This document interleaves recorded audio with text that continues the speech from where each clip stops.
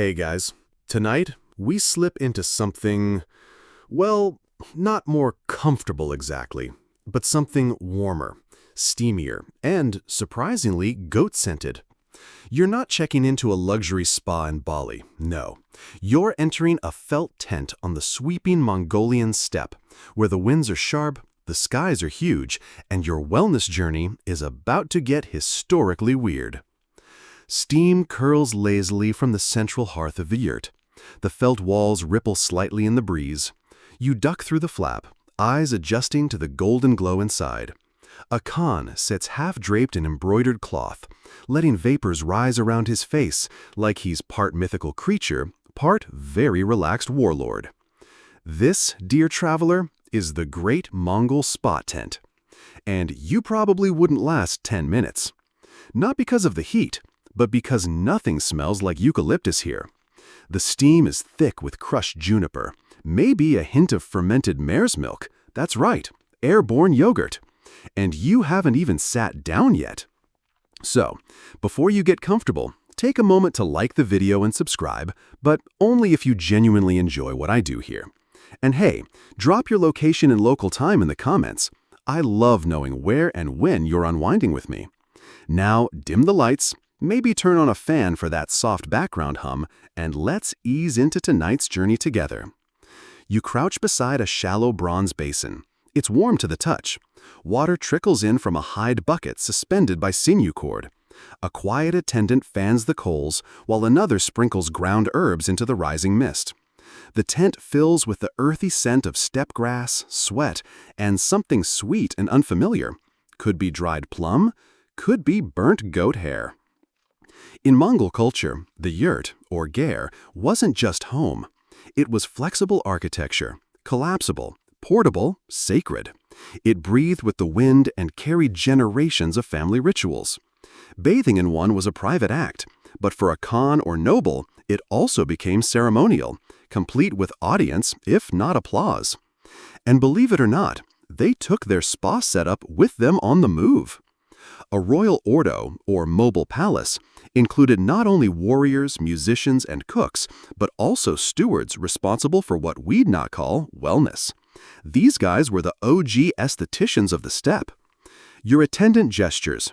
You undress, awkwardly, given that your robe has toggles made from carved bone, and lower yourself onto a blanket woven from goat wool. It's surprisingly soft, and yes, it still smells a bit like goat. A hand reaches out and pours warm water over your back. You gasp, not because it's hot, but because someone just started singing. It's a humming chant, monotone, hypnotic, not unlike a Gregorian monk, if that monk was raised by herders and taught to sing to camels. Historians still argue whether this steam ritual had shamanic origins or if it was purely for hygiene. But given the layers of spiritual symbolism in Mongol culture, wind, fire, water, and sky, it's likely that bathing meant more than just cleanliness. You weren't just scrubbing your arms. You were aligning yourself with the universe, and maybe hoping the gods didn't mind your elbows. Now you lean back as steam swirls above you. Someone tosses a scoop of dried horse mint onto the coals. The tent sighs, creaks, then settles. The flickering shadows dance on the wall. One looks vaguely like Genghis Khan doing downward dog. It's peaceful, weirdly. The outer world fades. No battle cries, no hoofbeats, just the sound of water over fire, fabric shifting in wind, and an occasional sniffle from the old man near the flap. He has allergies, apparently, but refuses to leave. You hear murmurs, two attendants gossiping. Something about the Khan's beard smelling like pine tar. You almost chuckle, but remember you're supposed to be meditating. Or marinating, or both. The fire pops softly. Someone offers you a sip of a lukewarm, slightly fermented herbal tonic. It tastes medicinal? Maybe like rosemary? Maybe like foot? You nod politely and swallow anyway. Because here, politeness is survival, and spa day is sacred. There's a logic to the layout. Fire in the center, guests arranged by status, air flowing up through a smoke hole to carry your sins, or at least your stress, into the heavens. The Mongols didn't invent steam bathing, but they certainly gave it flair. From Persia to China, they borrowed, adapted, improved. Their yurt spas were a testament to mobility, practicality, and, believe it or not, leisure. That's the thing no one tells you about nomads. When they're not conquering half the known world, they're really into skincare. You lean forward, a soft cloth dabbing your forehead. You feel new, maybe reborn, maybe just... You sit there, surrounded by warm steam and goat wool cushions, wondering what comes next. The answer arrives in the form of a squat wooden bucket and a bundle of leafy twigs.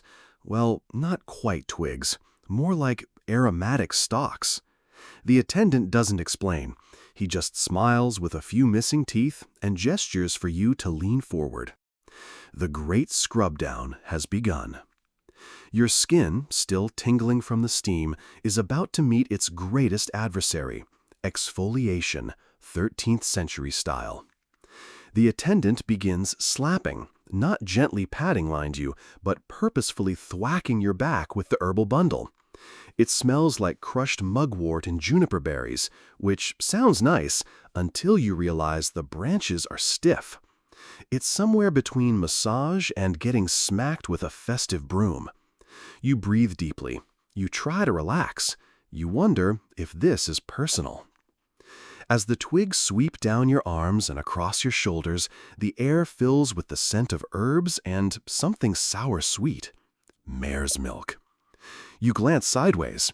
There, in a lidded skin flask, is the ingredient no one in modern spas dares touch. Fermented mare's milk, known as arog. It's slightly alcoholic, slightly fizzy, and believed to be cleansing both internally and externally. You're not entirely sure which direction it's going to be applied. Turns out, both. A ladle dips in, cool, frothy liquid pours onto your chest, and you brace yourself. It smells like tangy yogurt with a barnyard twist. A second attendant rubs it in with circular motions, all business. Your pores protest, then accept their fate. This was the MO of Mongol spa logic. If it could feed a foal, cure a cough, and shine your boots, why not smear it on your face? Historians still argue whether arog was truly hygienic or if it simply carried symbolic value. Some suggest the enzymes aided in skin renewal. Others believe it was just a widely available byproduct that people made fashionable through sheer determination. You lie back on the felt mat, now officially basted like a holiday roast. The wool sticks to your shoulder blades. The steam intensifies. One of the attendants adds a pinch of something sharp-smelling to the coals. It might be ground garlic or crushed chili, or possibly just dried horse dung, which in Mongol medicine had its uses. The logic was holistic. Clean the body, open the pores, chase out evil spirits through sweat, vapor, and vigorous scrubbing. And if your soul didn't leave by the third round of exfoliation, at least your dead skin would. Next comes the rinse, a slow trickle of lukewarm water poured from a bronze kettle over your hair. The water runs down your scalp, behind your ears, into your eyebrows, where it meets the faint sting of pine resin soap. Yep, soap. The Mongols used a rudimentary form made from animal fat and ash, often infused with herbs. It lathers just enough to sting your eyes, then vanishes into the goat hair mat below. You blink through the suds. There's no cucumber slice in sight, no spa music, just the distant whistle of wind through tent seams and a faint recurring snore from the elder asleep in the corner. As you breathe in, you start to notice layers of scent. Toasted barley, burnt hide, the crisp edge of cold mountain air filtering in. And sweat. Don't forget the sweat. Yours, theirs, probably the yurt. But somehow, it's comforting, intimate, earthy. Because in this steam-laced dome, the day's work dissolves. You're no longer the record keeper or cook or traveling diplomat. You're just one more body on the felt, surrounded by fire, water, and people who know how to remove the top layer of your epidermis without blinking. One of the attendants hands you a wooden scoop. Inside, a thick grayish paste. You sniff. Clay, maybe river mud, possibly fermented beans. This is the cleansing mask. You smear it on your cheeks. It's cool, grainy, oddly soothing.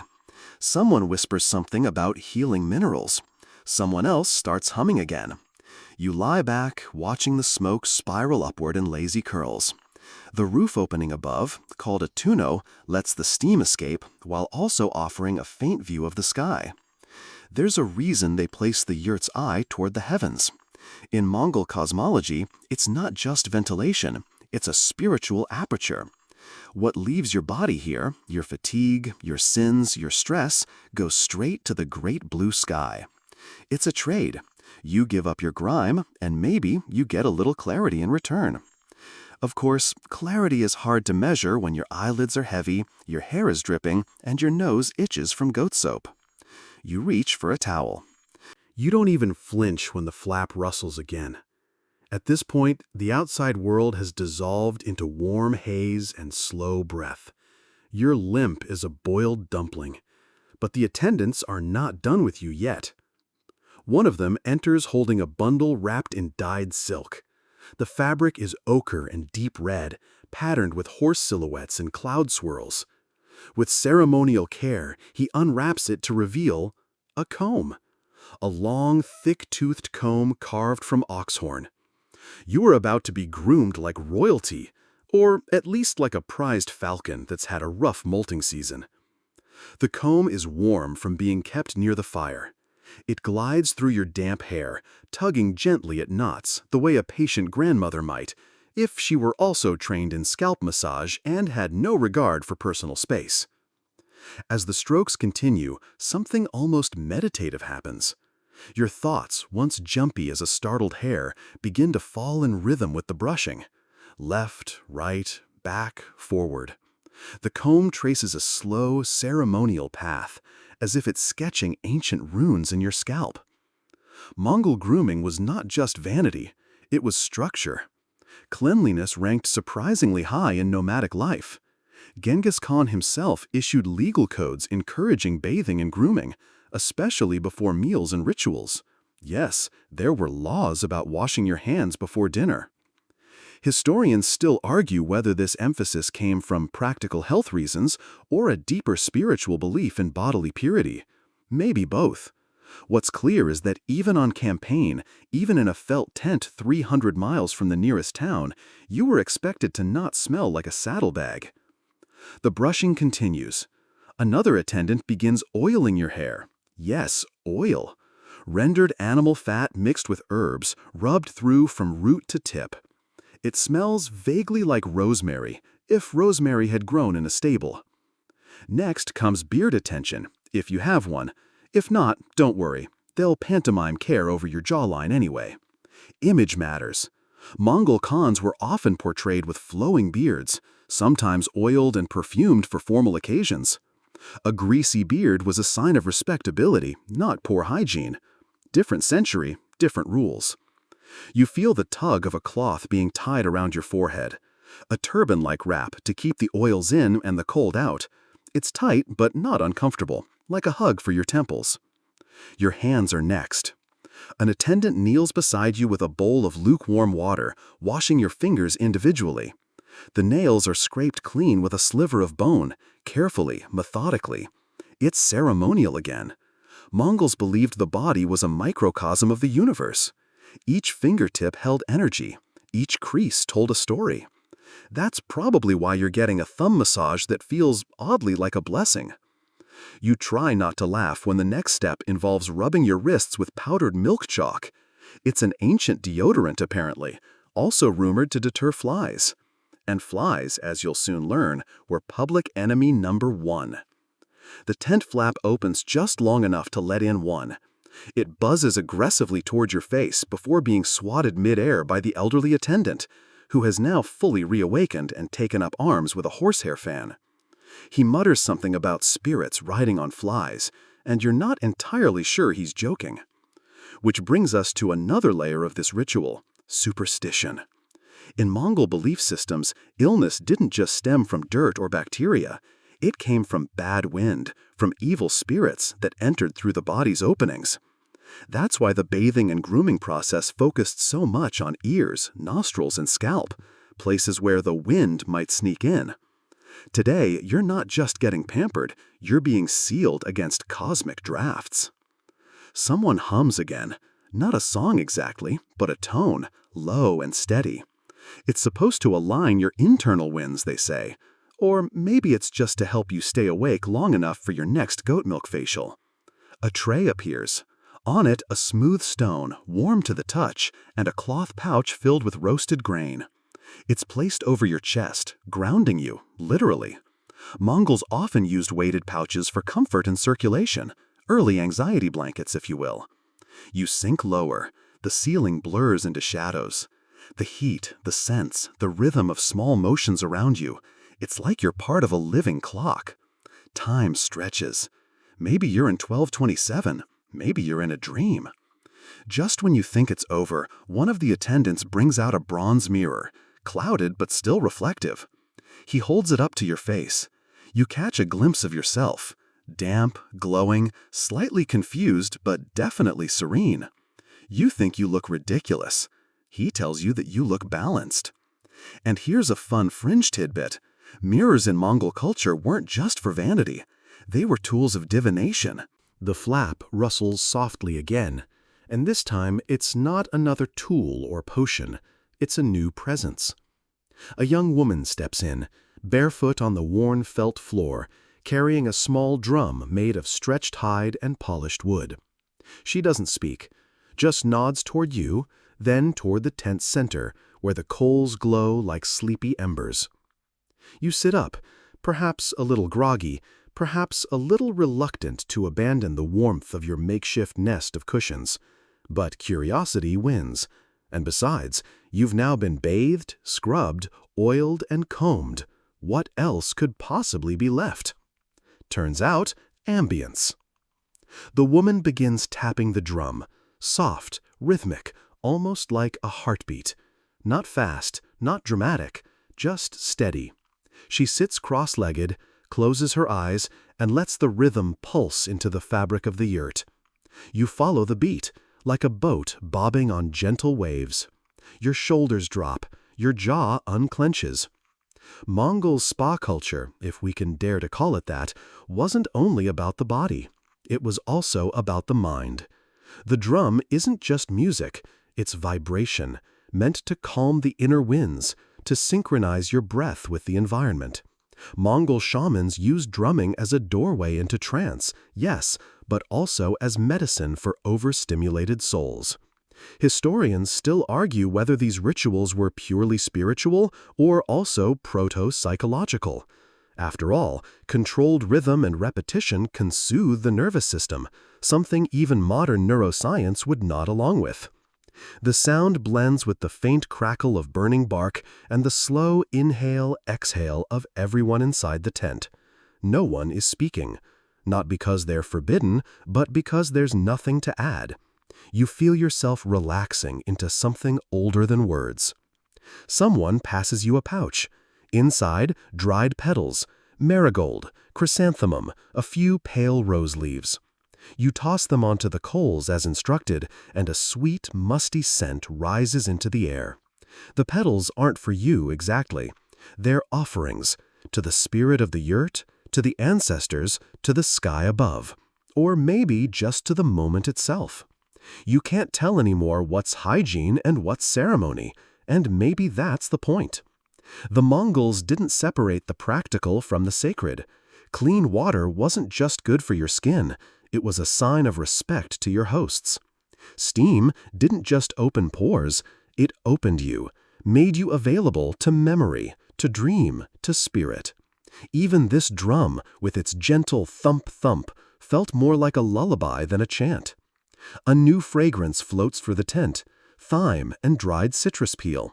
Someone is boiling something in a little metal pot suspended over the embers. The scent sharpens, becomes familiar. It's tea. Sort of. Technically, it's sute chai, or milk tea, Mongol style. A thick, salty brew made from green tea, water, salt, and, you guessed it, more milk. Sometimes butter. Occasionally, a bit of toasted millet for texture. You're handed a carved wooden cup. It's warm in your hands, which, after the exfoliation gauntlet, feels strangely newborn. You sip. It's interesting, comforting once you accept that it's not going to be sweet. The salt hits first, then the faint bitterness of the tea, followed by the creamy afterglow. It's not a spa smoothie, but it's oddly grounding. It was believed to replenish what sweat had taken away, electrolytes before the term existed. You glance around. Everyone else is drinking too. Not just attendants, guests, elders, even a few wide-eyed kids who clearly snuck in for the good smells and gossip. A spa in the steppe wasn't private. It was communal, intimate but never exclusive. Mongol hospitality didn't just allow for shared space, it demanded it. To bathe together was to trust one another. To drink tea together afterward was to close the ritual.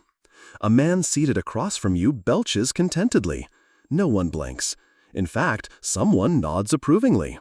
In this culture, such things are signs of enjoyment, not shame. You consider testing the waters, but settle for a polite no-scratch instead. Another bowl appears, this one filled with dried juniper berries and what looks like powdered root. The elder woman, now fully in charge of the vibes, sprinkles it over the coals. The smoke turns bluish and curls low, like it's been given instructions. This is cleansing smoke, a final spiritual filter to catch whatever bad energy the soap missed. You lean back. Your scalp tingles, your nose tickles, and your bones feel like they're made of soft bread dough. You're warm, full, and clean, not squeaky clean like a hotel shower. The flap stays open just long enough to let the twilight light scatter across the felt floor, like a brushstroke of soft silver across deep brown. You catch a glimpse outside, a sliver of rolling steppe under a violet sky. The kind of sky that makes you want to lie on your back and sigh for no particular reason. But you don't move, not yet, because now begins the slow return to the world. One by one, the attendants begin packing up bowls, combs, satchels, and fans. The rhythm has changed, not urgent, but no longer languid. You're being gently nudged from your cocoon, like a dumpling out of its steamer basket. Someone brushes a few stray leaves from your lap. Another offers you a piece of dried apricot. It's sticky and sweet and clings to your fingers like it doesn't want to be eaten. You're no longer in the spa phase. You're in the reawakening phase. See, for the Mongols, spa time wasn't a luxury. It was a reset button, a chance to bring body and spirit back into sync. Because the next thing on your agenda probably involved horses, shouting, and possibly arrows. Even the great Khans weren't exempt from this pattern. There's written evidence, though often second-hand through travelers like Marco Polo, that Genghis Khan himself partook in cleansing rituals that blurred the lines between hygiene and shamanism. He was a man of dirt, sweat, and blood, but also one who understood the political symbolism of appearing calm, clean, and unbothered. A scrubbed Khan was a serene Khan. A serene Khan was terrifying. Historians still argue whether these rituals were frequent or ceremonial, weekly refreshers, or reserved for great events like coronations or battle returns. Either way, they were real enough to be remembered, documented, and imitated. Back in the tent, someone places a small copper bowl of ash near your feet. You're told, by gesture, not words, to sprinkle a pinch into the fire pit. A final gesture. You oblige. The ash fizzles and a faint burst of scent, juniper again, rises like a sigh. The drum is now resting in the woman's lap. She nods at you, a silent message of, "You made it," or maybe, "Welcome to the club." Hard to tell, but either way, it feels earned. You stretch, not dramatically, just enough to remind your limbs they're still attached. Your back makes a small pop. A nearby child giggles. Now, as you prepare to leave the warmth of the yurt, a final station awaits you. The perfume bowl. Yes, perfume. Mongols didn't dab it on pulse points or mist it behind their ears. They waved it into the air, around your head, sometimes with feathers, sometimes with a silk fan, and sometimes, like now, with a dried foxtail dipped in a blend of pine resin, crushed petals, and yak butter. You brace yourself. The tail swings toward you like a sleepy bird. Whoosh, whoosh. The scent is not what you expect. Less floral, more earthy, like walking through a forest after rain while chewing leather. Somehow, it works. Mongol perfumes weren't about sweetness. They were about memory. The smell of pine bark to call back winter hunts. The scent of burned mare's milk to recall childhood meals. Every aroma told a story, and in the absence of written poetry, this was how many remembered their lineages. A man begins to recite something. Not a poem exactly, more like a chant. You catch only fragments through the haze of your half-dreaming brain. Words about fire and sky, hooves and wind. It's rhythmic, but not rigid. It sounds old. And maybe it is. Passed from one Khan's tent to the next, from grandmother to grandson, from healer to her apprentice. Then silence again. But now it's a different kind. Not the hushed silence of the spa, but the contented quiet of a meal finished, a story told, a sleep approaching. Someone gives you your boots. They're warm from being placed near the fire. You slip them on and feel as though they're new, even if they're not. That's what the tent has done to you. Rebooted your senses, scrubbed your timeline clean. Outside, the air is crisp. You step out and immediately miss the scented warmth. But the breeze feels good on your skin, especially now when it meets freshly washed pores and lightly oiled hair. You don't know exactly how long you've been inside. Time in a Mongol spa tent doesn't obey clocks. But outside, the stars are peeking out like curious sheep, and that tells you all you need to know. Somewhere nearby, a horse whinnies. Another responds. Tents flicker with lamplight. You spot a figure stirring a pot over an open flame, laughing at something invisible. A dog. You walk slowly now, as if your body has decided that haste is no longer compatible with your freshly oiled limbs. Each step feels considered, like your boots are negotiating with the earth. We'll press gently if you hold us softly. Past the edge of the main camp, the darkness deepens. Not frightening darkness, more like the kind that hums a lullaby under its breath. There's no electricity, no buzz of artificial light, only the faint glow of firelight reflecting off distant tent flaps and the pale silver of stars winking at your every move. You hear the soft clink of metal and follow it to another yurt, not the kind for bathing, but for grooming. Yes, the Mongols had a grooming tent.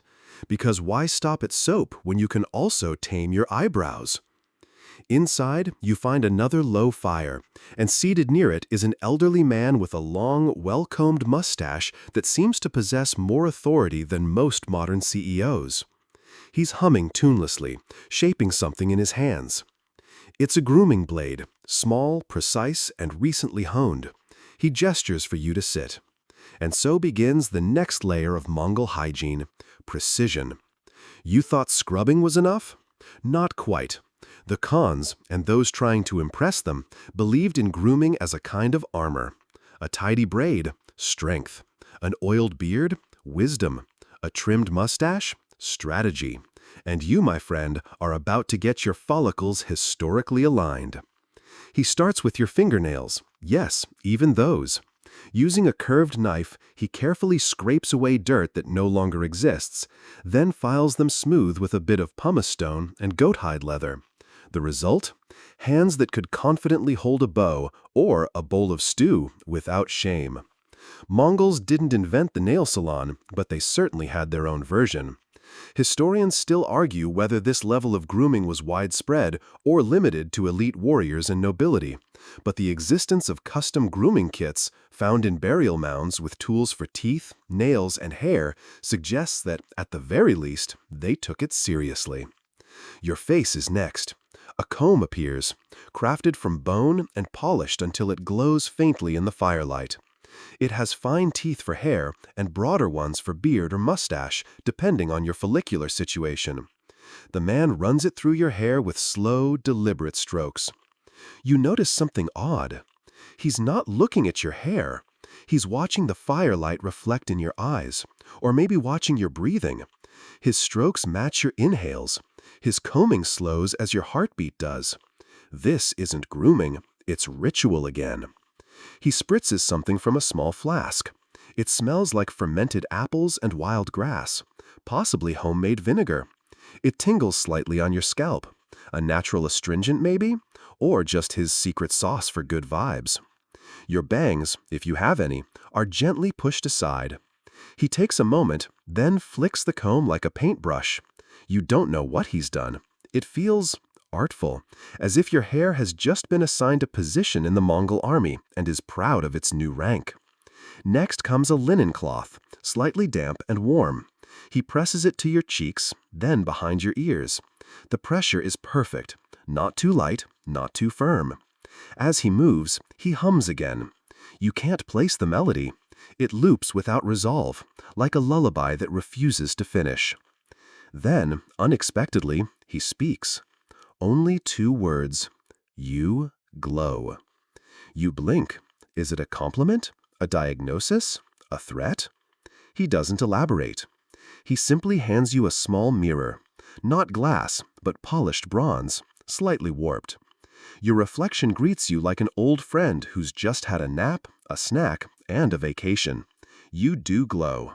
Whether from oils, steam, or sheer relaxation, you're no longer the wind-chapped wanderer who stumbled in hours ago. And yet, there's more. Because Mongol grooming also involved aromatics. Not just the perfume tale from earlier, but personal scent sachets. Tiny pouches filled with crushed herbs, flower buds, and, occasionally, pungent roots. Tied to belts or worn under tunics, they were believed to ward off both evil spirits and unpleasant odors. The man offers you one. You don't ask what's inside. You just accept it. It smells like thyme and dusty sunshine. You tie it to your belt without question. As you prepare to leave, he stops you with a finger raised. From a small chest near the fire, he pulls out a tin, opens it slowly. Inside, what looks like a waxy balm. He dabs a fingertip into the balm and gestures toward your lips. You lean forward, and he gently applies it. The flavor is unexpected. Salty, sweet, and faintly metallic. Probably made from sheep's fat and beeswax, maybe with a hint of something mint-adjacent. Your boots sink softly into the mossy edge of the steppe as you walk away from the grooming yurt. The wind has picked up, just slightly, and it carries a whisper of distant fires and cooking broth. Your newly combed hair flutters like a reluctant banner, and that satchel of crushed thyme and dusty sunshine tucked at your hip. You look up. The stars overhead are no longer just twinkles. They're storytelling companions now, each one a legend, a whispered name, a direction to follow, or a tale to remember. And tonight, the tales are many. You pass a group of young herders lounging beside a fire. One is holding a stringed instrument, possibly a morinkhor, the horsehead fiddle of Mongolian tradition. Its shape is iconic, a long neck topped with a carved horse's head, and 2 strings stretched taut across its wooden body. He begins to play. The notes are low, mournful, and strange. Not music to dance to, music to feel to. It's the sound of mist creeping across a lake before dawn, of the memory of someone's voice long after they're gone. One of the herders spots you and motions you over. You're hesitant, but you remember how things work now. In a Mongol camp, spa guests aren't left to wander alone. You're gently guided, nudged, folded into the flow of communal life. So you sit, just outside the fire's reach. A woman hands you a clay cup. You sniff it. Fermented mare's milk, erag. Sour, slightly fizzy, oddly refreshing. Mongols drank it like it was water, celebration, and medicine all at once. You take a sip. Your eyebrows try to leap off your face, but you hold steady. It's not bad, just assertive. One of the herders grins at your reaction and raises his cup in solidarity. Your family now. They begin a tale. It's about a Khan, maybe Genghis, maybe someone else. Historical memory is flexible, and his discovery of a sacred hot spring. The story winds like the river itself, full of pranks, animals who talk, and a surprising number of mishaps involving mud.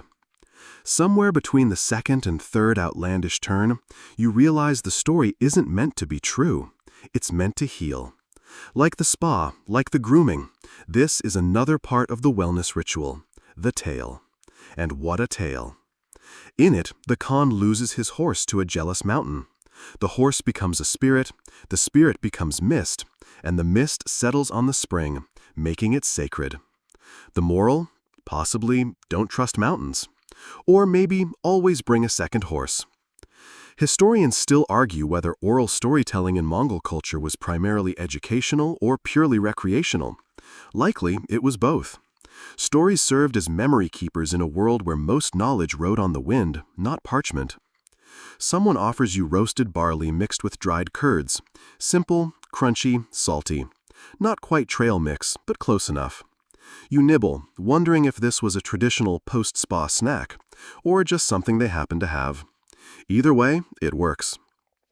The storyteller's voice rises and falls like the steppe wind. He pauses often, not to find his words, but to let the silence settle between phrases. A reminder that in this world, silence is as sacred as speech. The fire crackles. Embers blink like sleepy eyes. You begin to feel yourself swaying, not from the fermented milk, but from the gentle hypnosis of warmth, story, and soft grooming oil still clinging to your collarbones. One of the herders plucks a strand of long grass, twists it between their fingers, and tucks it behind your ear. No explanation, just a quiet laugh. Probably some inside joke. You smile anyway. You glance again at the man with the Morinchor. He begins a new tune. This one lighter, almost teasing. A musical shrug, like someone saying, well, what can you do? But with notes instead of words. Your foot taps along, barely. Nearby, a child balances a stick on their nose while their goat audience watches impassively. You're not just at a Mongol spa anymore. You're in it. This entire thing is part of it. The music, the stories, the cooling air, the taste of old milk and ancient jokes. The Mongols didn't draw sharp lines between health, hygiene, and hospitality. The whole experience was a loop. Cleanse the body, feed the soul, laugh a little, braid some hair, chase the dog away from the firewood pile. You sigh.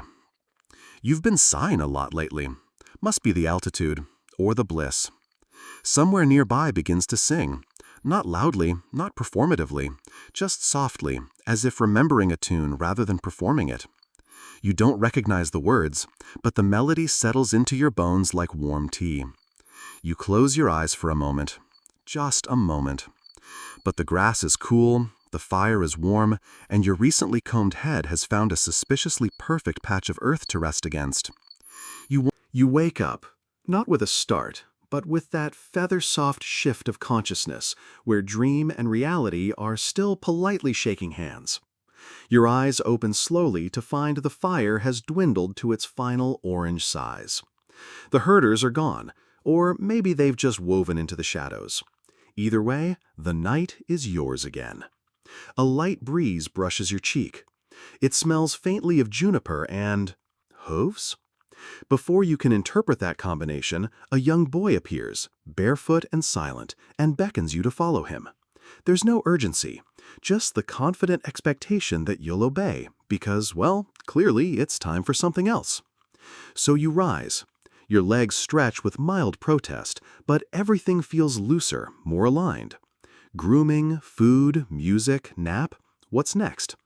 You follow the boy through the dim paths between yurts until you hear a low, steady rhythm.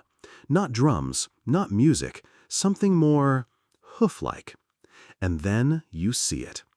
A circle of Mongol riders, 6, maybe 7, moving in a lazy loop around a central post, each mounted on a different horse.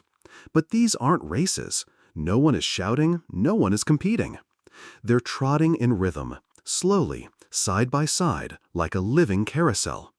At the center, an older man balances on a saddle, standing as if posing for a portrait of calm. His arms are folded, he is entirely still.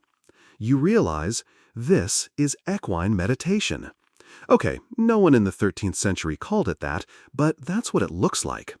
Mongols didn't just ride horses, they lived through them. Horses weren't just transport, they were identity, therapy, social status, and survival gear. And in moments like this, maybe they were also massage chairs with hooves.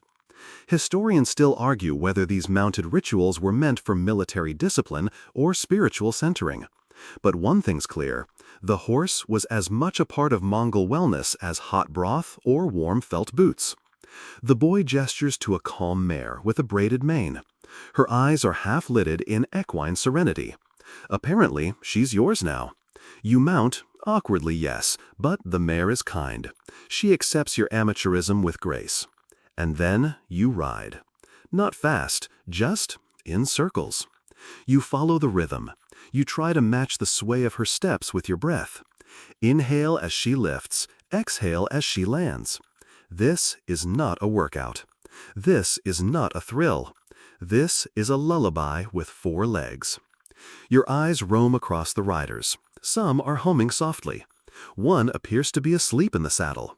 Another plaits their own hair while steering with their knees. The horses don't mind. They've done this before. Occasionally, one lets out a gentle snort, as if saying, "Yes, yes, breathe deeper, child." Your mind, which just an hour ago was filled with 21st century trivia and to-do lists, is now reduced to simple, soothing truths. I am here. I am warm. My horse is very fluffy. Eventually, the elder in the center dismounts with the grace of someone who has never tripped over their own laundry basket. He walks toward you and places a hand over his heart. You return the gesture. No words, just presence. He nods once, then turns and disappears into the mist. You and the other riders slow your horses to a stop. One by one, you dismount, pat your mount's flank, and whisper something. You don't know why, but you do it too. "Thank you," you murmur. Or maybe just, "Good horse." She flicks her tail, unimpressed but accepting. As the horses are led away, the boy appears again. Still barefoot, still without a word. This time, he leads you away from the circle and toward a different part of camp. The ground changes. Less grass, more rock. Ahead, a new structure looms. Not a yurt, but a wooden frame draped in colorful cloth. Beneath it, a low bench, a stack of smooth stones, and several bowls filled with unfamiliar pastes. You've entered the exfoliation zone. Yes, Mongol spa days included skin treatments. Not in the modern cucumber on eyes kind of way, but with clays, ashes, and fine river sand mixed with animal fats to create scrubs that were surprisingly effective. The woman tending the station wears sleeves rolled to her elbows and has a look in her eye that says, "I don't care who your ancestors are, I will make you glow." She gestures for you to sit, dips her fingers into a bowl of soft gray paste, and without warning, smears it across your face. It's cold, it's gritty, it smells faintly of something herbal and smoky. She begins to scrub in gentle circles. You blink. She scrubs harder. You blink more. Your forehead is being sanded with the care of someone restoring ancient pottery. Historians still debate whether these treatments were common or ceremonial. The ingredients varied wildly. Your skin is still humming from the exfoliation as you follow the path again, this time flanked by low, flickering lanterns balanced atop carefully stacked stones. The wind has softened now, like even the steppe knows it's time to slow down. The boy is gone, vanished as mysteriously as he arrived. Maybe he was real. Maybe he was a spa spirit in sheepskin. You pause to stretch your arms above your head. Every joint sighs with approval. Somewhere in the distance, a sheep bleats. A horse whinnies in response. You imagine it's them gossiping about the clumsy guest who thought fermented milk was soup. Ahead, the path widens into a clearing, and in the center stands a small, open-air platform made of smooth planks lashed together with sinew. A low table waits in the middle, adorned with bowls of steamed herbs and folded cloths. This is the final act in the Mongol relaxation symphony, the steam wrap. You kneel, awkwardly because your knees forgot you're not 20, and settle onto a woven mat. An elder appears. You recognize him. He's the same man who stood on the saddle during the horse meditation. Now he's holding a bundle of hot cloths and a bundle of something leafy and mysterious. Without a word, he drapes the warm cloths across your shoulders and chest, then places the fragrant bundle near your nose. Steam rises. You inhale. Oh. It smells like cedar, pine, a hint of garlic, and something spicy you can't place. Maybe dried juniper berries, maybe crushed steppe flowers, maybe just the collected wisdom of 17 generations of herbalists. He sits opposite you and begins to fan the bundle gently, sending waves of warm, herb-scented air over your face. Your eyelids fall as if magnetized by the scent. You breathe deeper, slower. This, historians believe, was part of Mongol medicinal practice. They didn't separate cleanliness from health. Herbs were not just for curing illness, they were for maintaining the balance of body, spirit, and probably your emotional resilience after tripping into a frozen stream chasing your neighbor's goat. One mainstream fact: Mongols used herbs like rhubarb, licorice root, and garlic for everything from digestion to mosquito deterrent. Some were chewed, some burned, some simply waved dramatically under a person's nose until they felt better or surrendered. A fringe tidbit: some Mongol tribes believed that burning certain grasses while chanting could drive away bad dreams or even erase a mild grudge between family members. Not proven, but wouldn't it be nice if your cousin forgave you just because you lit a handful of thyme and muttered about it? The elder hums now, a low, vibrating sound that seems to emerge from the soles of his feet. You feel it more than hear it. It winds through your chest and loops gently around your scalp. The herbs steam louder. The night wraps tighter. He leans forward and gently rubs your temples with warm, oil-slicked fingers. His nails are short, his palms calloused, but his touch is impossibly precise, like he has a map of your tension etched into his memory. You do not speak. Neither does he. This is the language now. Around you, the darkness deepens, but the lanterns hold the shadows at bay. You begin to notice the stars again, so many more than you expected. You forgot how clean the sky is when no one's trying to light up a city skyline. A breeze kicks up and the elder shifts. He unwraps the cloths from your shoulders and replaces them with a fur-lined robe, not heavy, just comfortingly dense, like being hugged by a yak with exceptional manners. He offers you a bowl of broth, this one not fermented, thank goodness. It's warm, savory, earthy, possibly mutton, possibly something that used to bleat. You sip carefully, and the broth seems to climb down your spine and lay a blanket across your bones. Historians still argue whether Mongol spa rituals had strict orders or were improvised based on what's available. Some suggest they were connected to lunar cycles or shamanic calendars. Others argue it was simpler. If your joints ached and someone had hot water and extra herbs, you may do. But no matter the ritual's origins, it's hard to deny. This is effective. You feel cleaner, lighter, but also seen. Like this whole wandering ceremony wasn't just about sweat and skin. It was about permission. Permission to pause, to exist, to not be strong or swift or wise, but simply present. The elder stands and nods again, once slowly. Then he steps backward into the dark, vanishing like all wise spa masters should. You lie down on the platform. The steam still lingers in the air. The robe smells like juniper and wool and thyme. You wake again, though it's generous to call this waking. Really, it's more of a drift, a soft hover back into the gentle waves of awareness, like bobbing to the surface of a warm lake. Your body doesn't protest. It feels boneless, or at least blessedly unconcerned with gravity. The night is cooler now. Someone, maybe the robe, has tucked you more tightly into yourself. A flickering lantern still burns somewhere nearby, painting gold streaks across the platform. You don't sit up. You don't have to. A new sound reaches your ears. No, not drums. No hooves either. It's clicking? You blink toward the source and spot a trio of Mongol women crouched on low stools. In front of them is a basket of delicate bones, bird perhaps or goat, and several flat stones. They're holding tiny tools, tapping, carving, humming occasionally. This is not battle prep. This is cosmetic dentistry. Not quite. This is bone polishing. Before you tense up, know this. The bones are not going in you. They're going on you, as hairpins, as brooches, as lucky charms. Decorative and symbolic, these tiny polished bits were part of personal style and spiritual protection, because looking good and warding off evil don't have to be mutually exclusive. One of the women looks up, sees you watching, and gestures. You are, it seems, the next canvas. You sit up and shuffle over.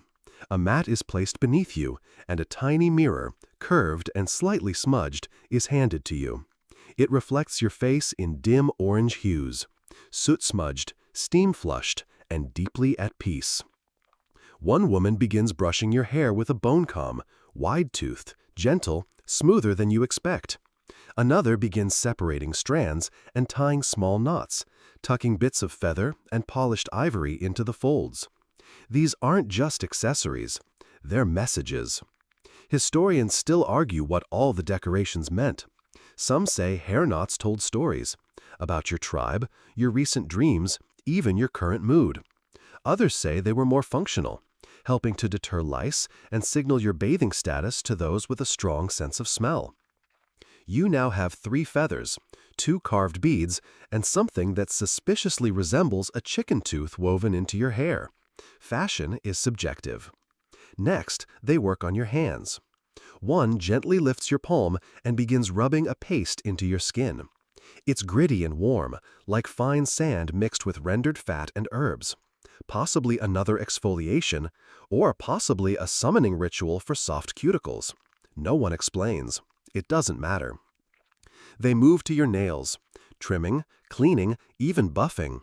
Then, with a small bristle brush, they dust your fingertips with powder from a gourd. It smells like cinnamon and coal. Turns out, the Mongols dabbled in natural nail care. Not for glamour necessarily, but as a combination of hygiene, symbolism, and maybe a little intimidation. After all, if you ride into battle with perfectly maintained cuticles, you're sending a message. I'm clean, I'm calm, and I had time for self-care before I conquered your outpost. One woman begins dotting your palms with a brown paste, possibly a rudimentary dye or protective coating. The patterns are simple but deliberate. Loops, spirals, half-moons. A mainstream fact, henna-like substances were used in various steppe cultures, often tied to rituals or special occasions. A fringe tidbit, some Mongol tribes believed certain patterns drawn on the skin could enhance dreams, or ward off that one recurring nightmare goose. The women finish your palms, gently blow to dry them, and then offer you a warm cloth to wrap your hands like mittens. Not fashionable, but deeply cozy. Next up, scent. One of them brings out a tiny leather pouch and rubs it between her palms. The warmth releases a spicy perfume, part smoke, part flower, part horse blanket in a good way. She taps your cheeks, neck, and wrists with the mix, and for a moment you are surrounded by the essence of ancient elegance. Historians debate what these pouches contained. Some claim dried herbs, others insist on crushed minerals or rare spices brought via Silk Road connections. Whatever it is, it makes you feel like a portable sachet in the best way. Another tap on your shoulder. They're not done. You're led a few steps to a new stool and presented with a wide strip of soft cloth. A head wrap, expertly twisted and knotted to keep your freshly feathered scalp cozy and safe. They wrap it slowly, chatting softly in a dialect you don't understand, but somehow know, we're almost done pampering this creature. You are now fully spa'd. A clean, softened, scented, decorated. You sleep. Or maybe you dream while awake. Either way, time stops behaving. You drift on clouds made of sheepskin and fermented milk vapor, and in one particularly detailed mental scene, a yak offers you career advice. You thank him politely and move on. When you stir again, it's not from noise, but from scent. Savory, smoky, a little sweet. You open your eyes and it's morning now, or at least the light is that soft gold that makes even your pillow wrinkles look noble. A new figure waits nearby, holding a wooden tray balanced effortlessly on one knee. On it, a bowl of congee, a cube of cheese, and something that smells suspiciously like roasted lamb. Mongol breakfast, spa style. You sit up slowly. Your robe has shifted into the perfect shape of a well-rested burrito. You nibble politely while your taste buds do somersaults. One mainstream historical fact: the Mongols, while famously mobile, took breakfast quite seriously. A mix of grains, dairy, and meat was common, portable, hearty, and occasionally garnished with whatever the neighbor's sheep had been too slow to protect. Fringe tidbit: some evidence suggests that breakfast was also when oral storytelling happened. Recaps of dreams, omens, or even just exaggerated accounts of last night's snoring.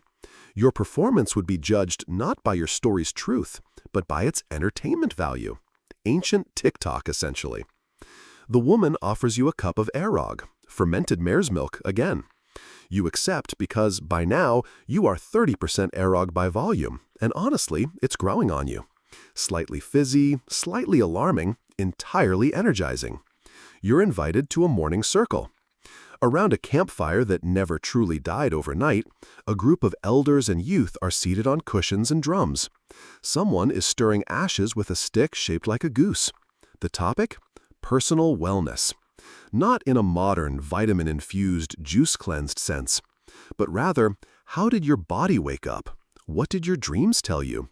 Do your bones feel more like summer or winter today?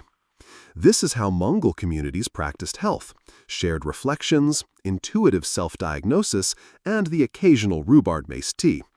You're asked a question through an interpreter. Did you see a fox last night?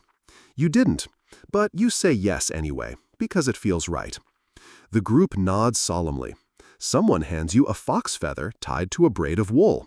You tuck it into your spa robe and feel instantly 3% more mystical. Now, it's time for the horse brushing. You are taken to the edge of the tented complex, where a line of Mongol horses waits. They are small but mighty, with thick necks, intelligent eyes, and manes that resemble tousled celebrity hair. One horse is guided to you. She snorts softly. You bow. She bows back in that minimal yet clearly respectful way only horses can manage. A young boy, different from the one last night, hands you a stiff bristled brush. You begin brushing, slowly, mindfully, with intent. Horse grooming, here, is not a chore. It's a form of meditation. Each stroke is a breath. Each swish of the tail is a reminder that even warriors take time to untangle knots. Historians still argue whether the Mongols saw horse grooming as symbolic purification or simple maintenance, but the overlap is undeniable. A clean horse was a calm horse, and a calm horse didn't trample your cousin during ceremonial archery practice. You and the horse fall into a rhythm. You begin humming. She hums back, or maybe that's just a low, satisfied snort. Eventually, someone taps your shoulder and offers a clean water flask. You drink, then splash a little onto your cheeks. Another morning ritual complete. You return to the central tent, where a small platform has been cleared. On it, bowls of powder, strips of fabric, and what appear to be musical instruments made from antlers and gourds. A woman explains, "You may now make your wellness official." Ah, yes, the Mongol health declaration ritual. Not bureaucratic, but artistic. You're invited to create a symbolic object that reflects your current state of balance. Think of it as crafting your own emoji with twigs and herbs. You begin. A sprig of wormwood for clarity. A pebble for spine pain you forgot you had. A feather for dreams. A tuft of wool for companionship. You tie them together with a red thread and proudly hold up your masterpiece. A child claps. The elders nod. Someone jingles a goat bell in approval. Mainstream fact: Mongol shamans and wellness guides often encouraged symbolic acts, charms, bundles, drawings to externalize internal health. These weren't diagnostic, but expressive. A reminder to listen to the body's whispers before it starts shouting via joint pain. Fringe detail: later, though who really knows what later means anymore, you're ushered back toward the edge of camp, where the grass grows taller and quieter, as if even the vegetation knows to whisper. You've eaten, hydrated, exfoliated, and spiritually declared yourself rebalanced. You think you're done. But you are not done. The robe-wearing elder who's been mysteriously appearing at pivotal moments of your Mongol wellness journey waves you over. With a single raised brow and a gesture toward the horizon, he seems to say, "There's one more step, the most boringly sacred of all." You follow him. A small tent sits away from the others, rounder, lower, with blackened fabric and thin smoke curling from a tiny vent at the top. You duck through the flap and instantly understand. This is the sweat tent. Technically, the Mongols didn't have the word spa in the modern sense, but the concept of a cleansing sweat ritual was deeply embedded in their culture. A steam bath in a tent, heated by stones pulled from a fire, infused with herbs, and overseen by someone who may or may not be qualified, but definitely wears intimidating beads. You sit on a blanket already slightly damp with previous enlightenment. In the center, a shallow pit lined with hot stones glows red. A small ladle appears. Water? No broth? No, definitely water with something floating in it, is splashed onto the stones. The hiss is immediate, aggressive, and thoroughly satisfying. The steam that rises is thick with juniper and maybe toasted barley? You close your eyes. Inhale. Exhale. Become soup.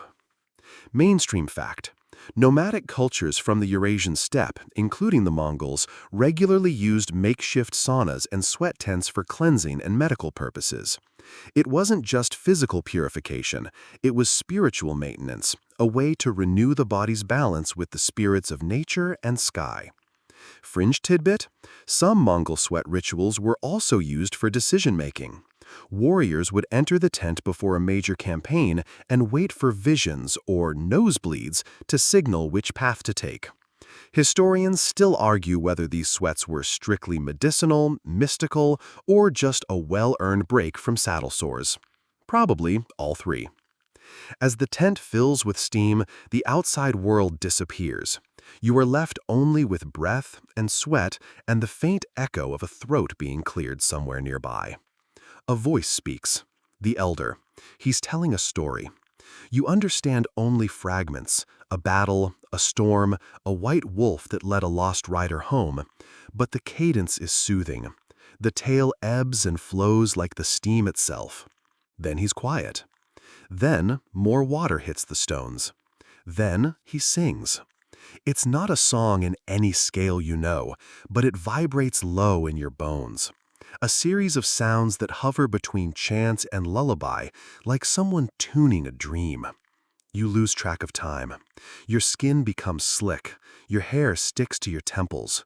Your brain begins to melt in the best way. You don't think anymore. You percolate. The door flap opens briefly, letting in a blade of cold air and the scent of horses. You sigh as if someone just opened a window during a boring PowerPoint. Then the flap closes again. Warmth returns. Your pores open like sleepy eyes. You may never move again. After a time, maybe hours, maybe 6 minutes, you're tapped on the knee and let out. The breeze hits your skin and you understand what rebirth feels like. You are wrapped in a fresh towel robe. Clean straw is pressed to your damp feet. A goat sniffs you approvingly. Someone hands you a wooden mug of cool water, flavored with something lemony? No, that's fermented wild rhubarb. delicious, and also faintly challenging. You sit on a low bench and stare at nothing, because nothing is beautiful right now. Your thoughts are no longer jagged post-it notes, they are smooth river pebbles. Another part of the camp beckons, a final ceremony it seems. You are led to the circle of hair. It's not as terrifying as it sounds. Around a fire pit sit 5 women, each with a different set of tools: combs, scissors, threads, and small pots of colored wax. You sit in the middle. They begin to untangle your spa-enhanced hair with care. Then, one snip. No warning. A small lock of your hair falls to the ground. You flinch, but no one else does. This is normal, honored even. The hair is pressed into a book. Yes, a book, made of pressed bark and cured hide. Your name is spoken aloud. The page is turned.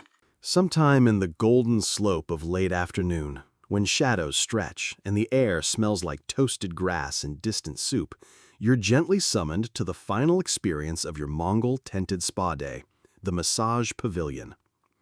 Now, you might imagine massage in the usual sense: incense, soft music, gentle kneading by serene professionals in linen outfits. This will be different. Not worse, not better, just distinctly Mongol. You arrive at a yurt that is partially open to the breeze, its canvas sides pinned up to let in the fading light. Inside, a woven mat has been laid over a dense padding of dried herbs. A young woman gestures to you to lie face down. You do, burying your face into something that smells like sage and saddle soap. Then she begins. Mainstream historical fact: Mongol massages often weren't just for comfort. They were rooted in maintaining horseback readiness. A lifetime of riding leads to tight hips, sore backs, and thighs that could crush a watermelon. Traditional massage helped prevent stiffness that might compromise a warrior's speed or dignity on the steppe. The hands that touch you are firm but not aggressive. They follow no apparent rhythm. At times it feels like kneading dough. At other times, like she's testing the ripeness of a peach. A quirky detail emerges quickly. Heated stones are part of the ritual. She places one between your shoulder blades, and your spine, startled at first, eventually melts into it like butter on naan. Fringe tidbit: there's evidence that Mongol massages incorporated animal fat, bear, goat, even marmot, as a kind of therapeutic balm. Rich in oils and pungent in personality, it was believed to bring not only softness to the skin, but courage to the soul. Fortunately, you seem to have received the unscented version. The massage continues with stretches. Your arms are pulled gently overhead, then out to the sides. You suspect this is what it feels like to be a Mongol bow being strung. Someone hums a low, wordless song in the corner of the yurt. You aren't sure if it's for your benefit, or for their own, or for the spirits that tend to dwell in massage pavilions, because, of course they do. Wouldn't you? Historians still argue whether these massage rituals were sacred acts passed down through shamanic lineage, or just a really effective solution to saddle-chafed glutes. Either way, your body now feels somewhere between soup and silk. After a final press down the length of your back, a move that briefly convinces you your bones have liquefied, you're helped to your feet. You sway slightly. The woman gives you a proud nod. She knows you're no longer in possession of your skeleton. That's her gift to you. A small mirror is offered. You look. You're glowing. Actually glowing. Or perhaps it's just sweat and the light from the yak fat lamp behind you.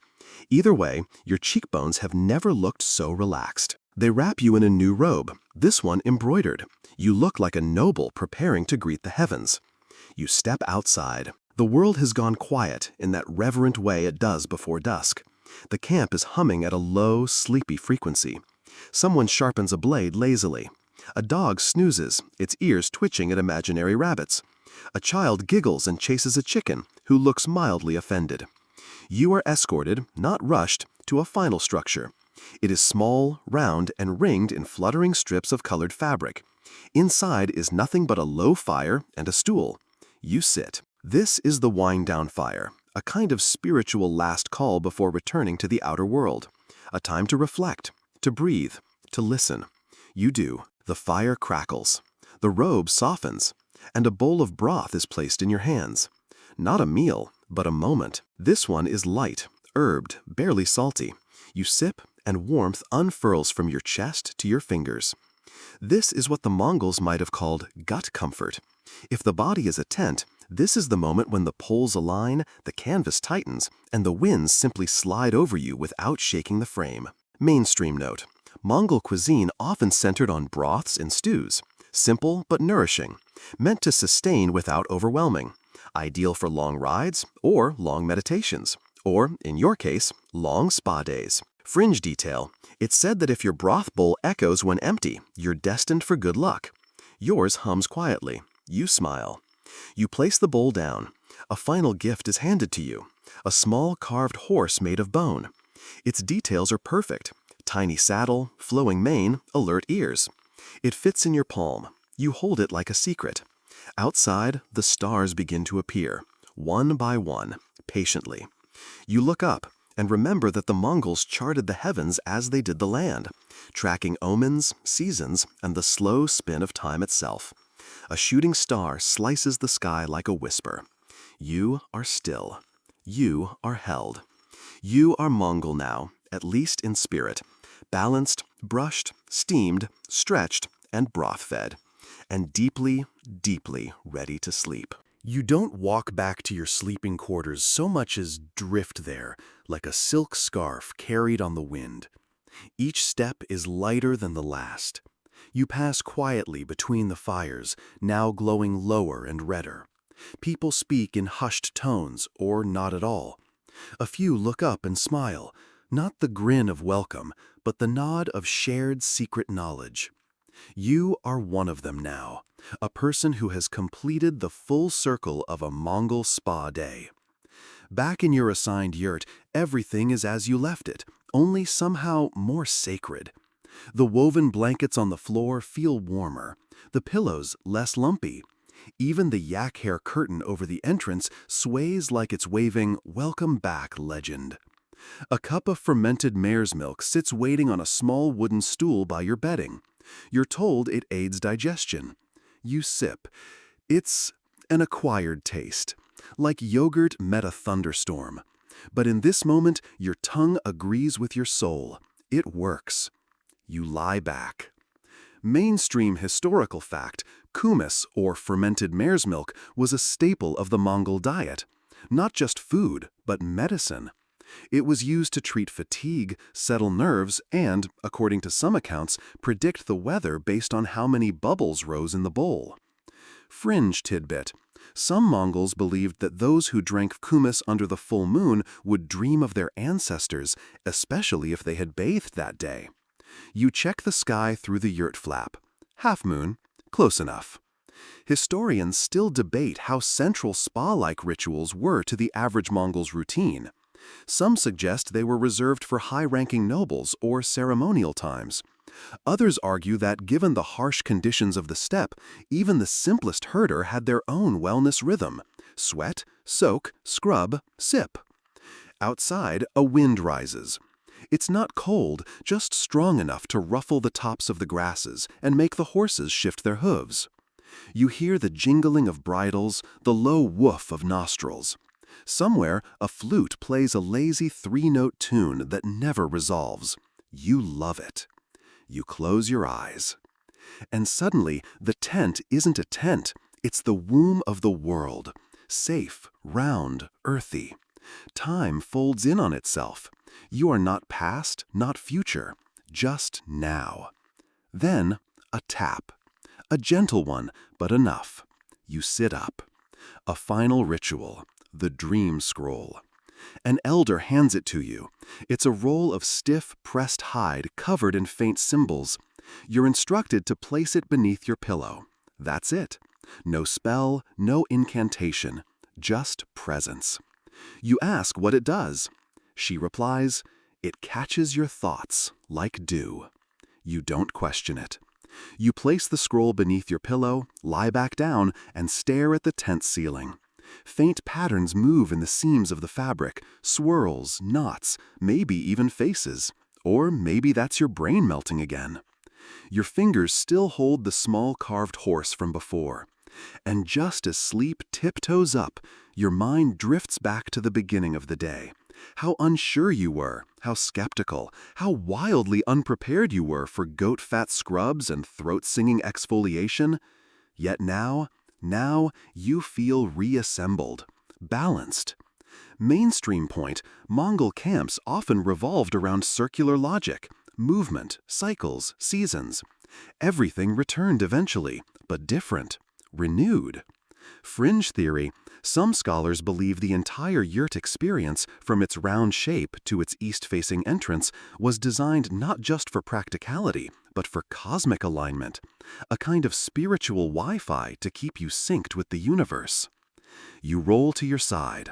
The horse figurine snuggles against your hand. The dream scroll is beneath you. The flute outside has stopped. Silence doesn't fall. It settles, soft, like snow you won't remember in the morning. You inhale once, deep and slow. You exhale, and with it, you let go of everything, every rough edge and lingering tension. Even your thoughts feel like they're wearing robes now. The dream doesn't come immediately.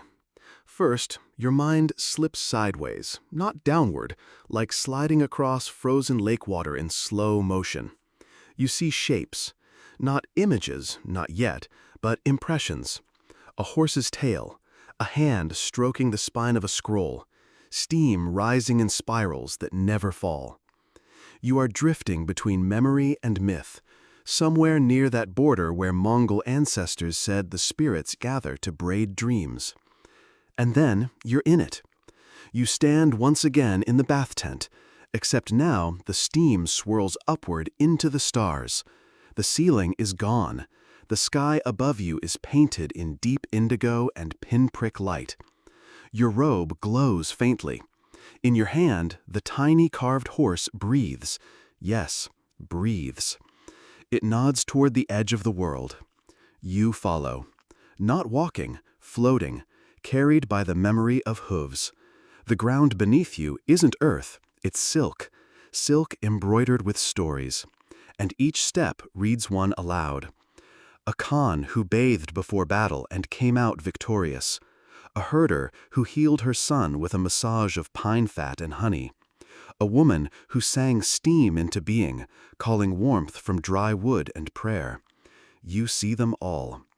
And somehow, in this dream logic landscape, you are each of them.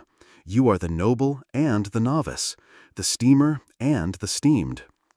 Mainstream fact, Mongol oral tradition preserved stories not through books, but songs.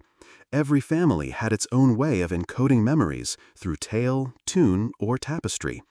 Fringe tidbit, some believe certain songs were only meant to be heard in steam, that the spirits of air and heat carried the story better than open wind. Sauna-specific folklore, basically. Spotify playlists for yurts.